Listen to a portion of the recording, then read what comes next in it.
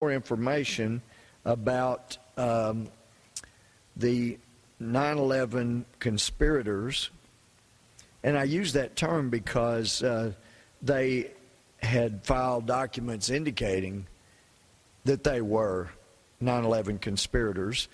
And this article I saw on Sunday, the headline from Politico, a newspaper here in Washington, said, "Chances dim for swift 9/11 decision." It starts off, and this is by Mr. Josh Gersten, 6/20/2010. Says Attorney General Eric Holder, I'm quoting from the article, said the decision over where to hold the trial for alleged 9/11 plotter Khalid Sheikh Mohammed was, quote, weeks away, unquote, 3 months ago. Now advocates on both sides of the issue say they expect the Obama administration to punt the decision until after the November midterm elections, when the controversial plan could do less damage to the political fortunes of endangered Democrats and might face less resistance on Capitol Hill.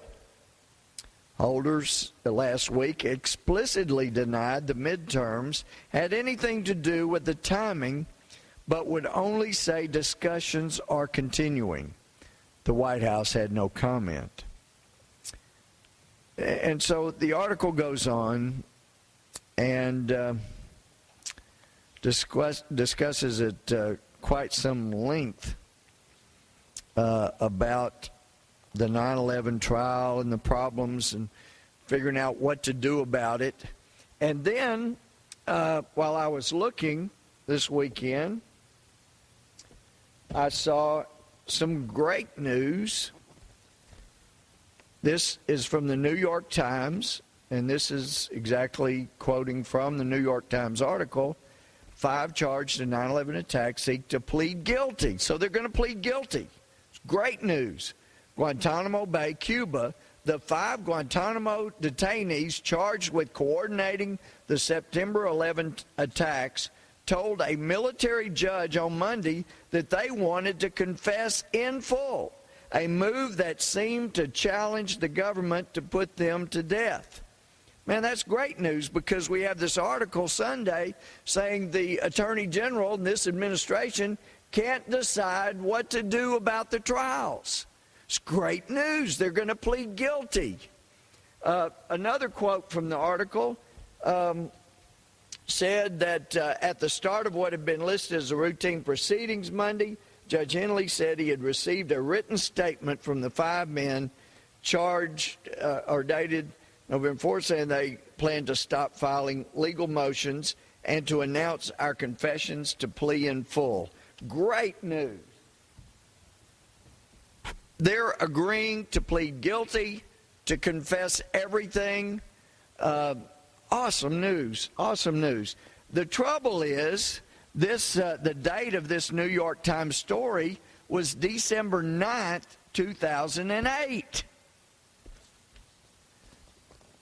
The 9/11 conspirators, as they are self-confessed, agreed to plead guilty to the atrocities regarding 9/11.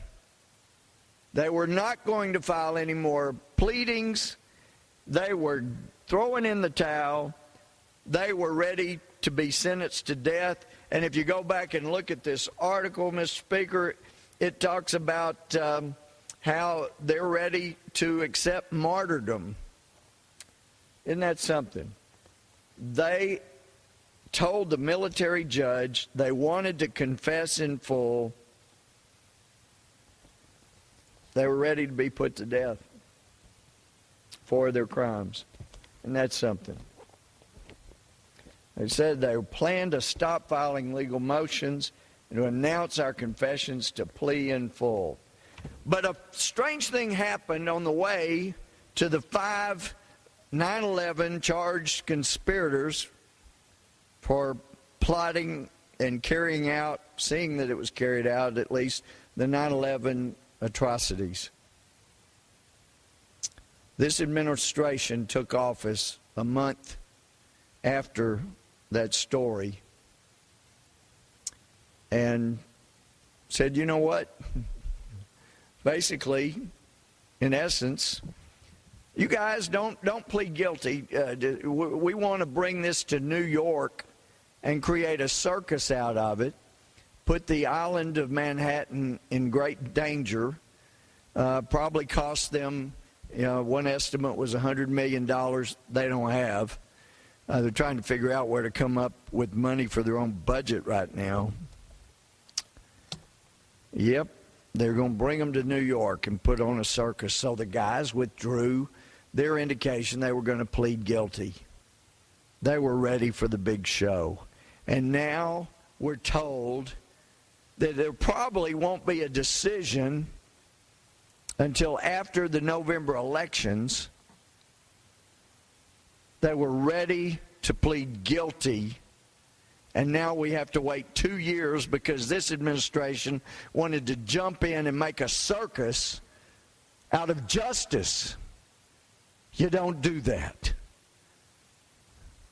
It's not justice when you attempt to make a circus out of it.